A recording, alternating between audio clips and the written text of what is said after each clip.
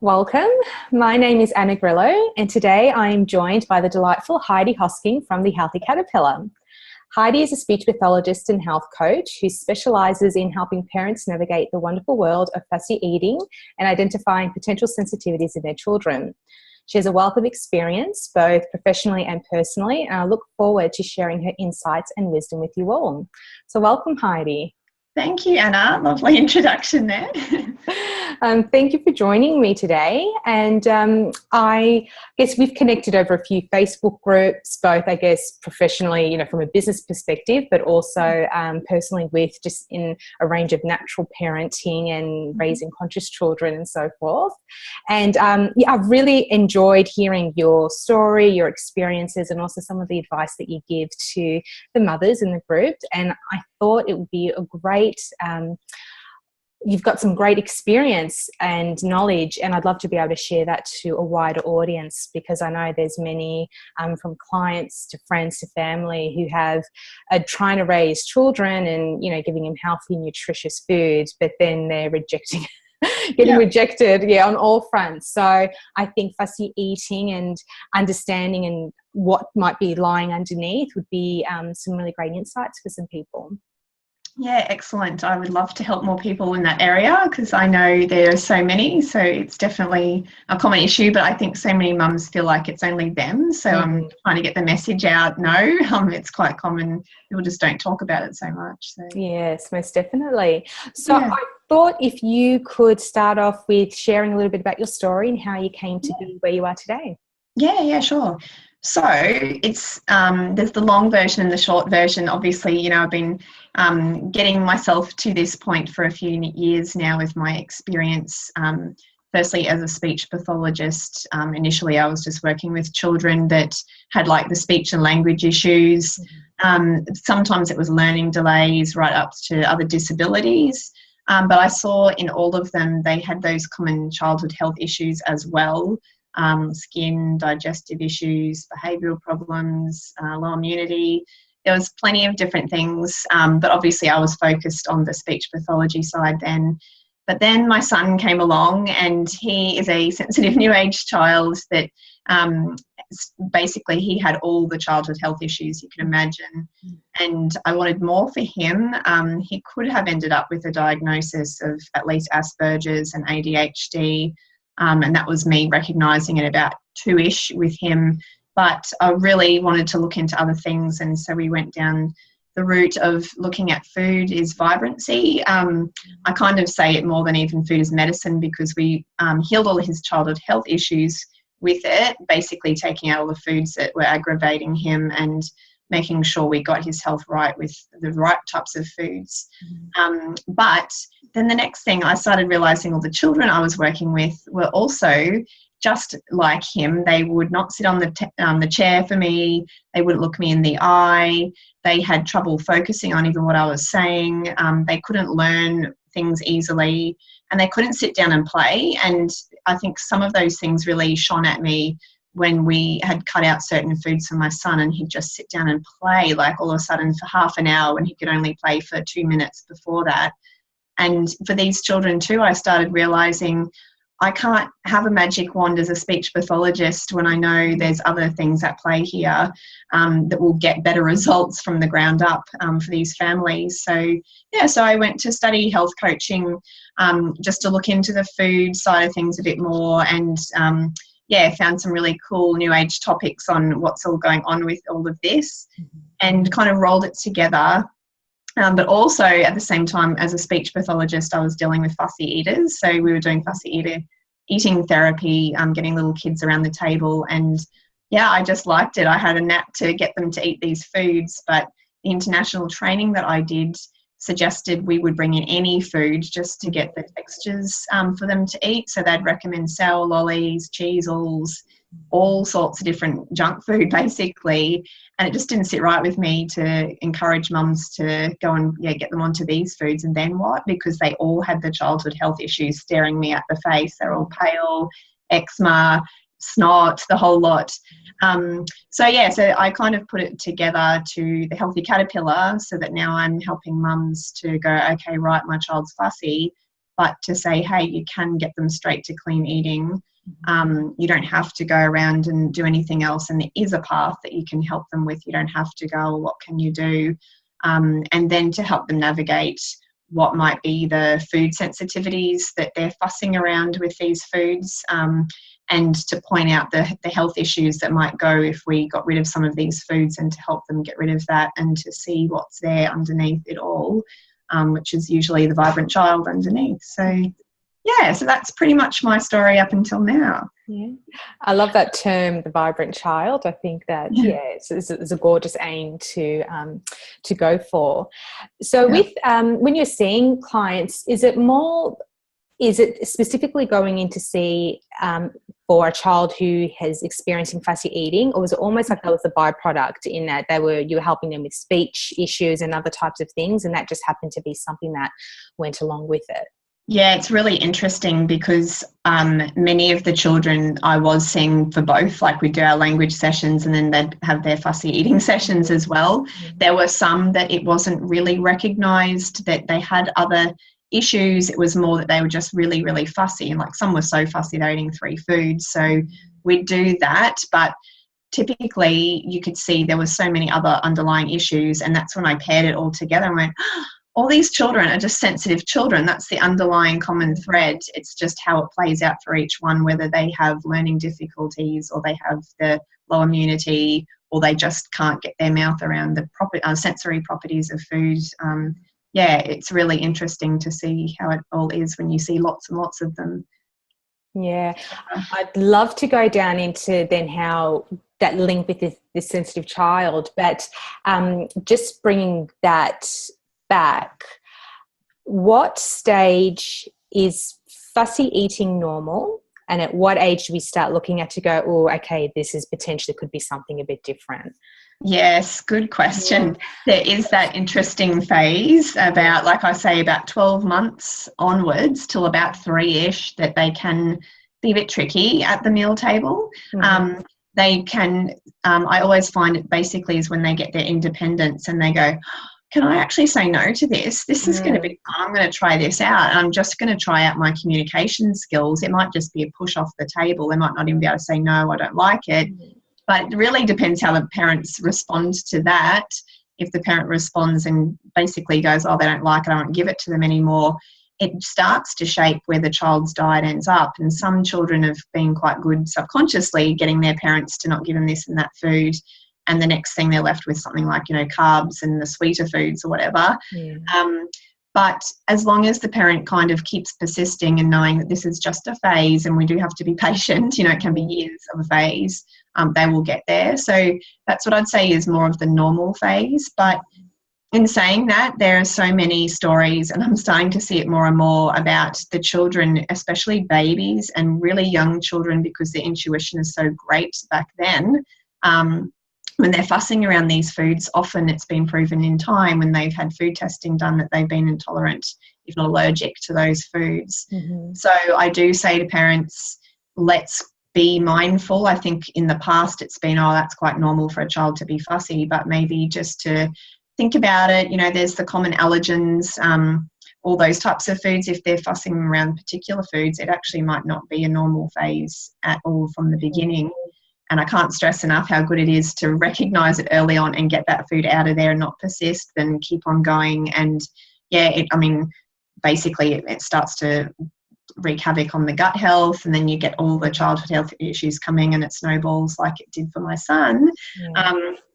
So that's probably the normal-ish phase. Then you move on to different things where it starts to becoming a bit more picky eating, I suppose, where a child won't have foods touching, or they start to hit like a food jag, that it's called, where they've had so much of a food they go, I don't want to see that ever again, and they start to reduce the variety that they're eating.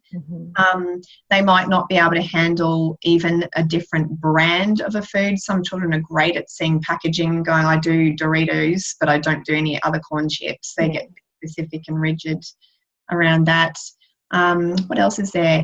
Even just the textures and the flavours. They might go, I only do smooth vanilla yogurt. I won't even do, yogurt with lumps in it, that's when you start to go, oh yeah, they're getting a bit picky. Yeah. They're the types of signs that you go, oh yeah, something else is at play here. Typically that can be the sensory system just struggling with the different look or the different taste or the flavour of the food. But again, I always say it can also be that intuitive eating of going, something's telling me not to eat this, so they get a bit weird with it. I had written down a couple of other things. I'm just trying to think if there was anything else. Yeah, and even if they start dreading coming to the table, you go, oh, that's when it starts to get a bit of a pain, because, you know, once they won't come to the table, you get really stressful meal times. Yeah. And even children who aren't eating enough, so you know that they're coming home hungry because they haven't eaten what's in their lunchbox because they're that fussy and they pick around, but they're actually hungry. You go, yeah, that's probably a bit of an issue to look at as well. And then what was the other thing? And then another sign that some kids have, not all, is the sensory system giving stress signs. So they might have a gag, or they splay their fingers apart, and all those types of things. Even looking away, if they can't look at the food, you go, oh yeah, that's their sensory system struggling with the foods as well. Yeah. On that, so if it's more of a sensory issue, is that then a different way you would navigate? You would navigate trying to identify, because I almost think if you can then sort of sort out their sensory system, which one is triggering, then it might be easier to introduce. Yeah. That's exactly right. And basically I go the route of love and ease to get children to eat, rather than the let's do this, you just got to, because the stress basically cuts any appetite and the children don't want to do it. They don't want to come back to the table and it gets all negative. So I work on a really slow, fun way of let's just knock back the expectations, and instead of serving up this new food or the food they're not keen on, let's put it out there and not expect them to eat it, but let them play with it. And so that's letting their eyes get used to it. They can smell it, they can touch it, feel it, put it up close to their mouth in maybe a few different meal times. So it might not all happen at once. Some foods, depending on what it is, if you're going to serve them, zucchini noodles, it might take quite a few goes of being consistent and just letting them play with it. And eventually it can be done. All of a sudden they'll just go, oh, I'm so familiar with this food. You make a fun way out of, let's have a try and a taste, or even just a bite, and you can spit it out even. They get closer and closer to eating it. So if you move them up that way nice and slowly, and they're not intolerant to it, then you go, yeah, it will happen. It's the ones where you feel like you're hitting your head against the wall going, we're playing, and they just won't go near it.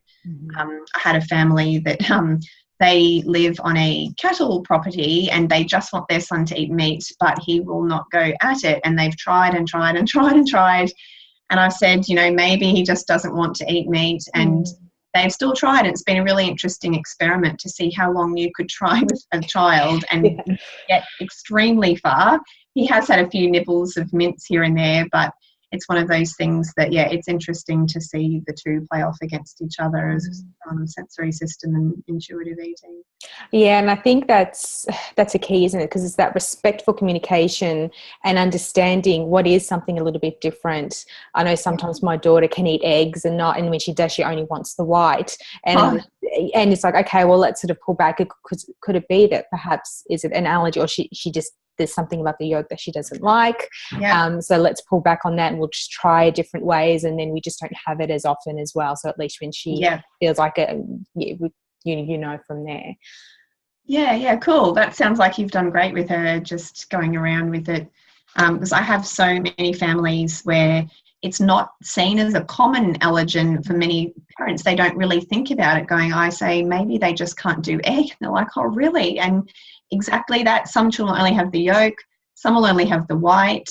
I have heard that once it's baked, the allergen level goes down. And this is allergens versus food intolerances. But I have seen, some are quite fine with it baked. But, that real boiled egg or even fried egg, it's just something that they can't do. And, typically if they get tested, it's, they're right. So children are quite good with egg, knowing or not whether they can do it. Yeah, and it's hard. Sometimes it's a matter of sort of trusting that. And my daughter also, she doesn't like all things, like in a soup, for example, needs to be plain, but she'll happily eat a carrot by itself. Or, veggies. Sometimes it's like, well, she's eating that and that's okay. So let's look at the big picture. That's right. Yeah, exactly. And like I always think, some people worry, oh, my child will never get there. But you go, as long as they're eating healthy, great food and their sensory system's getting that chance, typically they will get there. It's only when children are stuck on more processed foods, you go, they could never get there because they've never had that fresh food taste. But yeah, as long as you can get fresh foods, whatever way works, is great as well. So, well, then that's a great lead into my next question, because what happens when the child only chooses, is a carbivore basically, and only wants those breads and those sugary foods, and even if you can offer it in the best possible form as you can, what could be at play underneath? Yeah, good question. There's just so many children that I see, and that's typically where they start, is the carbs and the sweet stuff. And, you know, we've looked into it in our family, go, oh, right, candida, the good old yeast overgrowth, parasites, like any viruses that we have in our body that you don't even know are there, love to eat all that stuff. And so typically it's almost like I say, it's the bugs calling out, give me it, give me it. It's not even the child. And the more they want it, I start to go, well, that's probably the more bugs they've got in there, craving it and saying, give me more food. So it's one of those tricky things that you can do the slow slide of start to take it back. And I work with families about, well, let's look at what's the worst stuff. Let's take that one out. What could you replace it with? Slow and steady. Let's replace that out. Let's get that out. Let's, you know, get rid of the processed sugar and at least only have, you know, honey or dates and all the more natural sugars, just to start getting the child used to it. And then you get the bugs dying off because they're not getting as much food. So naturally, the more you get rid of all that stuff, the next thing they're going, oh, okay, I'm quite cool. And at the same time, we try and bring in the veggies as we go, nice and slowly, so they get that taste for the veggies and not the sugary taste only. I found that sugar masks your taste buds, so you really can't taste the real taste of other foods while you've got a real sweet tooth or sweet taste buds. So I kind of look at that and go, oh, there's definitely things at play there. But the interesting thing is, some children who can't do the sensory properties of wet and sloppy, they go, oh yeah, I'd love to have these carby foods because they're nice and dry, they're plain coloured, they're easy on the visual system even, and they're comforting because they're sweet and they've typically had them for quite a while. So it's can be a sensory thing as well, that we need to get them over onto the fruits and veggies that are not such an easy texture to get used to. But that's why I say to families, slow and steady wins the race. Just start getting feeling it and playing with it, and you can always get there. It just depends how persistent the mum is on doing that, I guess. And I think that's the key, because mums, as we know, are stressed and busy and overwhelmed, and sometimes it's just easier to give them what they want. And particularly, and I suspect, particularly if they're going through something like candida overgrowth, yeast parasites, when they start dying off, they're not very happy. So there can be some unpleasant symptoms that also go along with changing over. So what could be some tips, or how slow and steady is it? Where do you persist and where should you pull back on? Yeah, good question. So what I would recommend, even though the families that come to me are like, oh, I'm not really sure, is I'd always say go to a health practitioner to help you get the bugs killed off a bit quicker. Like, for example, our herbalist got us to put some drops of oregano oil in the boys' belly buttons, which started to kill them off a bit quicker, so we didn't have to get rid of all the carbs and the sugars all at once. But like for me, having done it as an adult in stripping all the carbs and sugars back, you go, it's hard work. Your brain is just concentrating so much on that stuff that I do say to anyone, let's try and crowd in as many good options as you can at the same time, if you can. So then you can just start to fade the others out a bit more easily. But it gets overwhelming when you go, oh, we've got to cut out all this stuff. Go, what are we going to feed them? And it literally becomes impossible. Like, I feel overwhelmed for some mums go, oh yeah, you couldn't do it when they're on gluten and dairy and sugar most of the time. So so that's where it depends on the family and where they're ready to start, I suppose.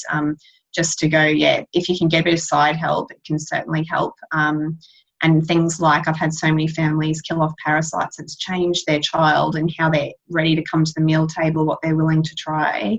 If you're willing to do that, then it's such a good way to get started, and then look at where they're at. With some kids, I just go, oh, wow, they're just so into the carbs that I go, okay, right, let's strip them back to plain carbs. Like instead of having sugary biscuits, you go, they can have a cracker or a crusket or something, and let's just start doing it slow and steady. Does that answer the question, Anna? I'm just trying to think if I've gone off track. No, that's good. Just some good tips in there. Yeah, because I think it's a real struggle. And I'd actually love to hear from your perspective of going through it yourself, because were you, did you straight away go into using the support from a healthcare practitioners such as naturopaths and health coaches, or were you in the modern mainstream type medical system first before moving over? Yeah, that's a really good question, because we were in the medical system until my son had all the health issues. So then we got into the health practitioners like kinesiologists who could do the food testing for us. We stripped back a lot of food. So I think like that was over probably at least 18 months, if not 2 years, of just pulling foods out, getting used to a new diet. Oh no, he'd react to that. Let's get rid of that. And getting ourselves set. So by that stage, we'd already stripped out gluten, dairy, sugar, food additives, and more, like corn and, other things. Wow. So that was quite a journey in itself. And it's interesting where we got to when we met this herbalist that's helped us so much.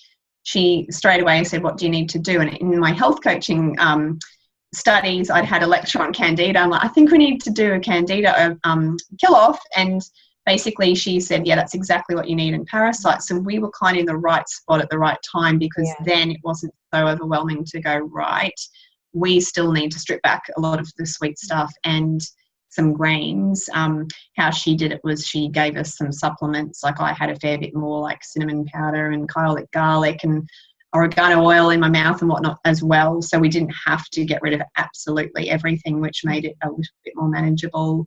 But it's not for the faint-hearted. Like it was still hard. It was 3 months, so it took a good while. And that's where, like, some of the families that I work with, they find it hard to go to a birthday party and say to their child they can't have sugar or food additives in the party food. And that's where I say to them, well, yeah, you have to actually almost get strong as a mum to go, no, we can't have that, we don't have that, we don't have that.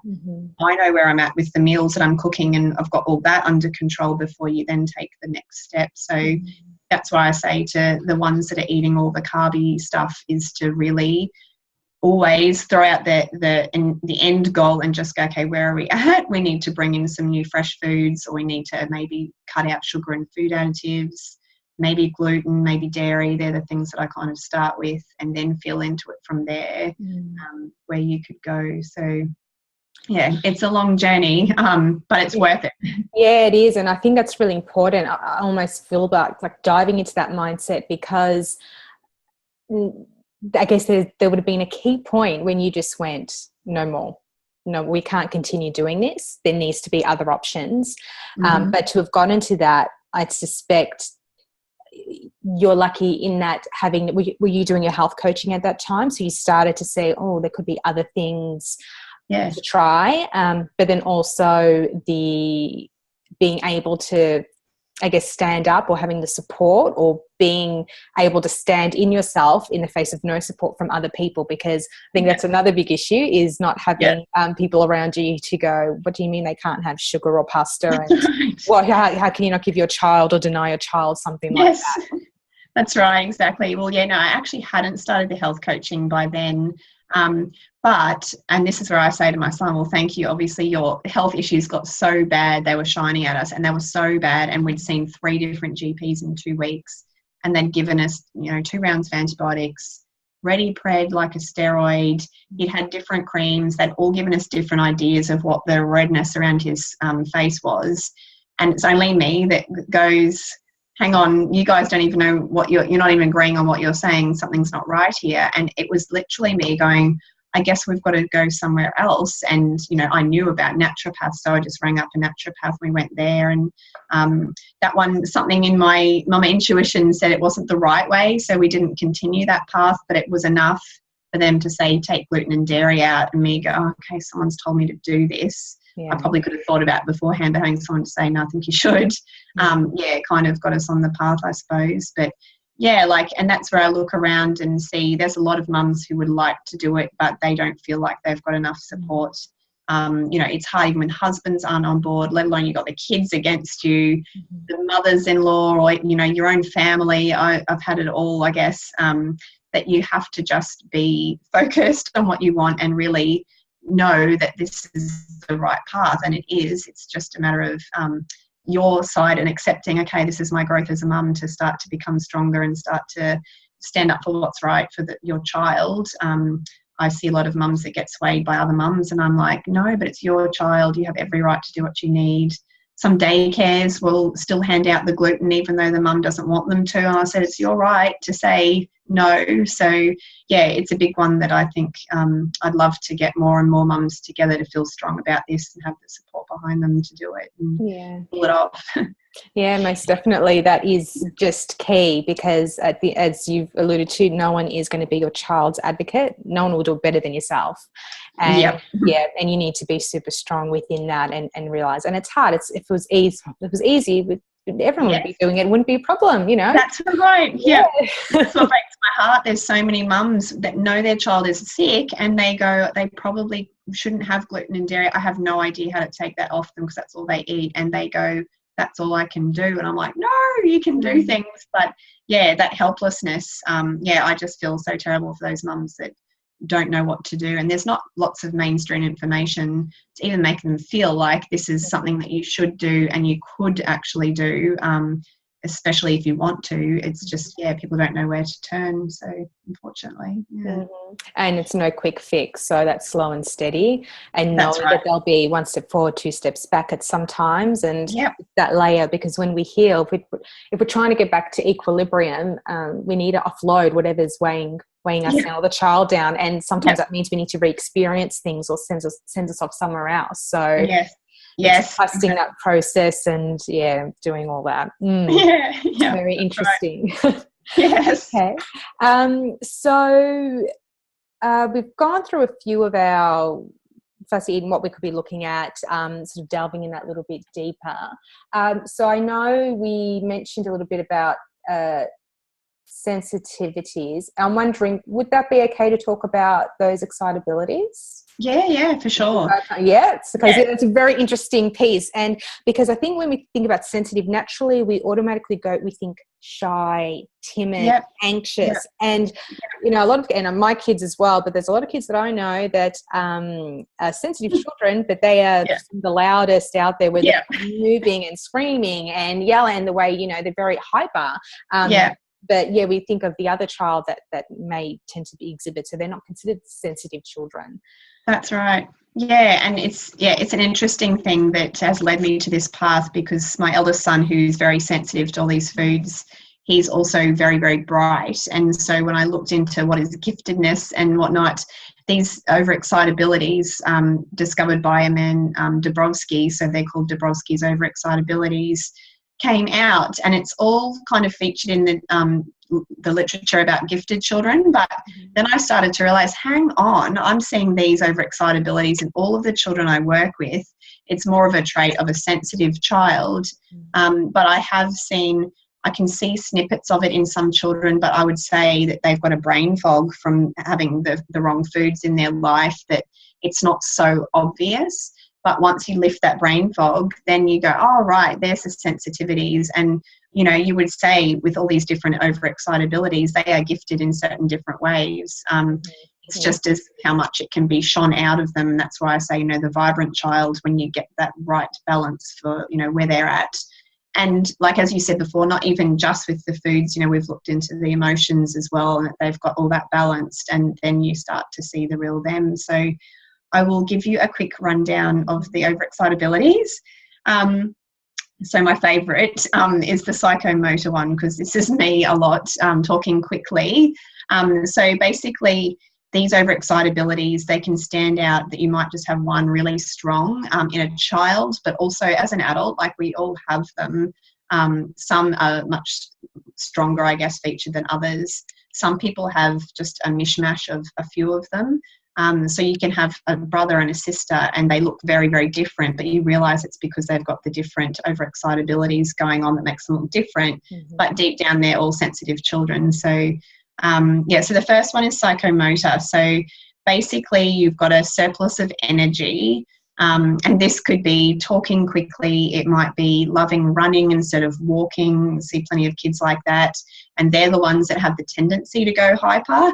And that's where I've looked into this to realise, you feed these children food additives or sugar and the wrong foods, and they can go the extreme of the ADHD and the hyper. When we get them balanced, we go, they're just excited. They've got great, energy to them. They're keen, but they're not over the top. I'm just thinking what else there is. So competitive, maybe a bit impulsive. They don't like to sleep. We've had that issue with my son as well. Yep.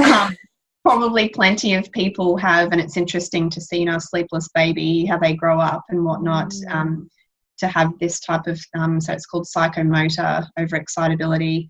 And even just the need for thinking a lot as well, just having lots of ideas and stuff. It's just that extra energy. Then there's the sensual one. So these are the children that stand out. I mean, a lot for me. They can't handle the sensory properties of food, but they can also have trouble with bright lights, loud sounds. They might be the children that don't like to put their feet on grass, particularly when they're younger, or sand. They might struggle with temperature, temperature of water or food, and think it's boiling, when for us we go, it's not that hot. But they're just more sensitive. They might even have trouble with the tags on their clothes, or just the fabrics around them. So they're the ones that have the sensual overexcitability. And then there's the intellectual ones. So this is where I'd say the children who might be more cognitively gifted, the ones that are quite bright and like to learn, might fit. They might be early readers. They might like to ask 1,000 questions and are really curious. They kind of show the inquisitive minds. They're trying to figure out how things work. Basically, you look at them and you go, they might be little scientists when they're older or whatnot. You can see that need for stimulation for their mind. They might be great at puzzles, different things with their brain. And obviously this continues on into adulthood, so it's not like we just go, we've grown out of that. That's the adults that like the deep thinking and the philosophy and stuff as they grow older, so it just kind of changes as you go along, but it's not like you lose it. And then the imaginational overexcitability. So, I've got profiles of little kiddies that I see, and, typically I see a lot of girls, but there's the boys as well with just such amazing imaginations. They've got their pretend friends. They can dream up massive, awesome stories. What else is there? I've got some things down. And they also can have quite vivid dreams. So they're definitely, able to go off and come back and tell us about all these different things that happen. But again, give them the wrong foods, and that I've seen can turn to the nightmares and the night terrors. So, it's just interesting to see the balance. What else? Then the emotional overexcitability. So these are the ones where I'd say the children fit who might be the shy or the anxious type. Some parents come to me and say, my child almost seems a bit depressed or just doesn't have a zest for life. They're not so vibrant, I suppose. What else is there? They absorb people's emotions, find it really hard to talk about things and let it out. What else have I got?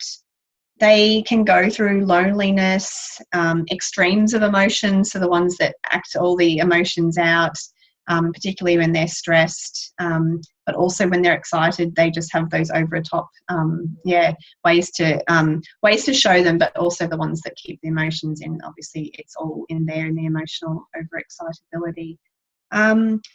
And strong memory for feelings and that need for security. So that's kind of, I'm sure as you hear about them, you can think of particular children that you go, that's definitely them. But there's a lot of children that have a mix of them as well. So you can go, my children have got a different interplay of them, but you can see that there's a few different ones as well. So it's interesting to go through them and then even to compare the parents and see where it's come from, because it really does get passed on, those sensitivities. Yes, indeed. Yes, so that's the rundown of them all. But it's very interesting once you know that. You can understand your child and what they're doing better. and just respond to them in a more understanding way, I suppose, than going, oh, here we go again, their crazy behaviour or whatever it is that can be tricky to deal with. And so with that, do you find that it's mainly, well, besides food being a trigger and sort of then working down the stuff that we've discussed, have there been any other triggers that you've found that you've come across as well, whether it's chemical sensitivity or things like that? Do you mean for their health issues? Yes. Yeah, exactly. Like I call it like the black hole. We take one food out, we took gluten and dairy out, and the body gets stronger and goes, this is great. I don't have to deal with fighting that off anymore. But then it also starts to go, while you're at it, I actually can't deal with this, and you get a bit of reaction. So we'd go, okay, we'll take that out. And then you might get something else. So we kind of did some foods. But then by the time you start getting into that, you start to go, oh, I'm really used to checking these ingredient labels, and you think about like children's Panadol, you think about sunscreen, and then you start to look at, oh, wow, there's so much stuff that's got chemicals in it. And yeah, we found obviously, once you've got a really sensitive child, and I find by the time they can't do more than one food, you can pretty much be sure they won't handle chemicals well either. So yeah, that's definitely one that, we found that chlorine is such a depressor of your immunity that it's interesting when you watch it. They go to a swimming lesson, and then typically when they get sick, it can be after they've soaked in chlorine for a while.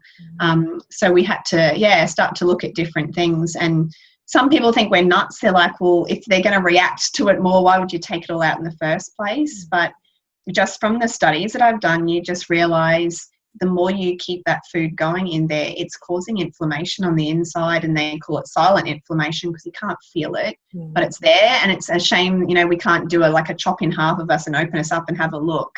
And then we might go, oh my gosh, and react differently to what we're, giving our children. So that inflammation, constant aggravation of those cells, ends up bringing later health issues for sure. It's just a matter of when and what it's going to end up looking like. So yeah, so that's the reason, I suppose, we've taken out the chemicals in the food. And also, obviously, then we're just clear thinking. We're doing amazing things compared to when we've had all those foods. We're fighting, we can't think straight, it's just not so great. So, yeah, and then the emotions, like that's been a big one for us as well. Like we started with the foods, even though a lot of kinesiologists go, it's the emotions and where that starts that can make children react more to foods.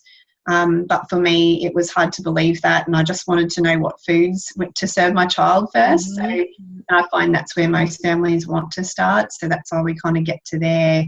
And as we go along, then we start to talk about, what's going on for them, and particularly if they've got like an emotional overexcitability, what else is there, and start to delve into that a little bit more too, which can, change a child's digestion if they're not holding on to it all in their tummy or their feelings. So yeah, so that's probably been the main three things that we've focused on, to really get the children, to their best that they can. I would never say that we're perfect health because everything's always changing, but that's where we've gotten to.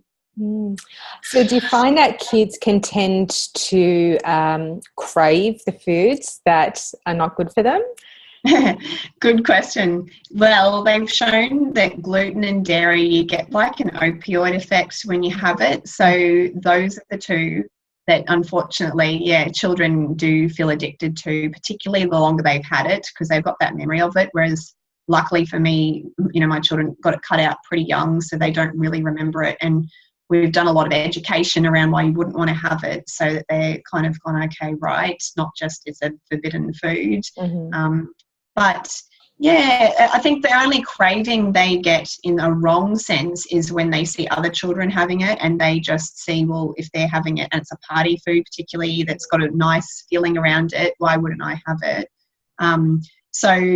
We've delved into how much do you deprive a child, and then they go and have it anyway. And, the more you hold it back, the teenage years could be horrendous. So for one of my children, I let him have a little bit just here and there just to start getting the feeling that he's included, but really small amounts because I'm not up for, giving him a party food and then, pay for the price, and you just see that inflammation going on in their brain the next day. So but for another child, he really can't do it, and he's quite intuitive, and I just say, do you feel like your body could actually handle that? And he'll actually say, actually, no, it couldn't. So I'm like, okay, there's the answer. So, but then the more you get rid of all the sugar and the foods that the children can't handle, and you've only got healthy food in front of them, that's when you can go with their cravings. You go, hey, what do you feel like? And you can trust they're actually going with what their body needs. It's just hard when you've got, the wrong foods in the mix, of course, then you can't trust it so much, because children will typically go for the sugary stuff and gluten and dairy if it's on offer. So yeah, and it's hard. You mentioning, being able to pull out food when they're younger, but there's also comes a time, I know with my 3-year-old, because I don't really do dairy because I know that's an issue for me, and I suspect with him it could be as well. So we don't really have it at home, but on occasion, the ice cream or a milkshake when we're out and about. But it's like, it's funny how with my daughter it's easily able to explain to her about certain foods and how it does to the body. But trying to explain to a 3-year-old, well, not vanilla ice cream, let's go to, one of the dairy-free sorbet, let's try that one. I want, and so I can see, and it seems to be okay, but I'm just like, I still not, we need to pull back a bit more on that. But how to go about when you have children who just don't get it, and you can't explain to them the reason why. It can be really tricky. It can, and that's the bit that I coach mums on, to go, okay, where are you at? How important is it has to be gone? Like if you're doing an elimination trial, set yourself up so that you're not in those scenarios, so you don't even have to go there and explain and have the struggle. But for the other times, then you just go, you've got to kind of, weigh it up. Is it worth it? Like, as you say, if it's a one-off ice cream, it might be worth it to let them have it. You might be able to explain it later. And actually, sometimes we've had slip-ups and I've gone, it's actually been a good thing, because it's helped me to see it's all not lost if they have one thing. Or, oh my gosh, look at that reaction they've had. I didn't think it would be so bad. We need to go out of our way to make sure that doesn't happen again. So these occasions here and there, I think, are good learning tools. We're not perfect, so we might as well go with it and see what we can get out of it. But like for the little ones, that's where I help the mums to work out, well, how can we educate them right from the word go? And that, of course, it may not be perfect initially, but the more you talk about this stuff, it's amazing how, like my children, but so many others would say they were like 2 and going, is it gluten-free? And you go, they're checking in and they want to know. They might not get the whole picture, but you've got to start somewhere. It's a bit like with language. Imagine if we said, oh, well, they're not going to get all these words, we just won't start. You go, no, we still keep talking anyway. So you just start to talk and, explain to them about the body. I say to mums, have you ever explained what healthy means? So you can use that term, and it's, what foods are not good for your body, and explaining everyone's body is different, so you can compare that person is having that food, but your body can't handle it. And the other thing I've had to do is to explain, to my children, some people don't know about this stuff. So just because they're eating it doesn't mean that it's actually right for their body either. Don't feel bad. We're just the ones that are sitting up and paying attention to this, so that they go, oh, okay, right, I'm not the weird one. But, it's those talks, I suppose. Some kids have glasses, some people have got this going on, and this is one of the things that we have to help our body with as well. The younger they are, the more you do have to shield them a bit. And like I say, word up all the family, all the friends. And, sometimes there's some tough times. I've had to go through it with my son when he was 2 and we did an elimination trial, and you'd go, oh, birthday party, and you just had to do the distraction and, go through it to go, oh, this isn't great. But again, keeping strong. Now, I'm doing this for their health, so that's the most important thing down. It just depends where each family's at, I suppose. Do you find with your work that not only are you educating generally I'm assuming it is mothers that you're working with, but could be a father, but not only are you educating them about, okay, this is what we need to do about the food perspective and this is the process that needs to be taken, but it's also that mindset and giving her courage to proceed and to be able to go with it? Yeah, so many. I love it. I love the work to help them to go, okay, right, I'm going to do this, and to see them grow. When I work one-on-one with families, I do it for 6 months, because that's how long it really takes to really get the ball rolling. And I can go, yeah, now you're good and you know exactly what to do. And yeah, that's 6 months of time for them to go, oh wow, I never used to be able to say this, and just for them to ask, do you think this would be okay? I'm like, sure it is, and keep coming back to it's your child. They're not going to have anyone else stand up for them any better, hands down. Even the dads, I would hate to rule out any, but, typically the mum's the ones providing the food and writing the shopping list and all of that. So you go, yeah, it's unfortunately a big role for mum to take on. I don't know of anyone I've seen that's done it without some stress, having to, take foods out or try and get their children onto healthier foods once they've gotten a bit fussy. But yeah, it's just so worth it. So that's where I find it's a bit of a two-way street. And that's why I got on to leaving my speech pathology job, where I was the one helping the children to eat the food. It wasn't fair, because we'd send the parents home and the mum had no better idea how to do it at home. And so, yeah, it was kind of halfway there, but they couldn't continue it so well. So now I've just gotten on to, I coach the mum. I don't even work with the child. It's really about, them the best. I can't explain that enough. And then you know what foods you'd cook, what they would do, and we just chat it through and troubleshoot it and make sure that they feel confident in doing it and growing it from there, I suppose. That sounds wonderful. And I think having those finding key areas of support and having a coach, because you can't do it alone. I think that's a really important part that people need to realise. And sometimes it's a huge struggle, and you hate complaining about it and you're so frustrated. I think it'd be particularly hard if you have a partner who's not on board either. But at some stage, if you can't get it from there, then you need to find somewhere to get that support for you and moving forward. That's right. So it's a wonderful service that you're offering there. Oh, thanks, Anna. Yeah. But I really like to help, because it's not fun, as you say, doing it on your own, or even thinking that you're on your own as well. So kind of, And some mums just go, I just want to be held accountable. Yeah. Well, that's one thing in itself. But I'm like, it's the next thing to have that emotional support and someone going, no, you're strong, you can do this, to keep going too. So, go the mums. Yes, no, definitely. Well, I know you have a wonderful little Facebook group. So that for someone who is struggling and doesn't know where to start or what they could be doing, that's probably a good place to start. Yes, that is a good idea. So I've got the Healthy Caterpillar Facebook page that's got information, but my Facebook group, private group, is called Creating Vibrant Children. That's where all the mums can come in and, put up any questions, celebrate anything, ask away. It's kind of help from the mums, and obviously I put input in there as well, just to keep people in the loop of, okay, right, I feel like I'm supported here by other mums, and the other mums in the group are just, so wonderful, doing the same wonderful stuff and deciding they need to do more for their child than letting it slide. So it's very cool. Yes, great. And I really loved your whole point of taking it slow and steady, because there's time you'll see other people's, posts and all these mails, and you think, why can't my child eat that, or all those types of things. It's like just one small thing to change.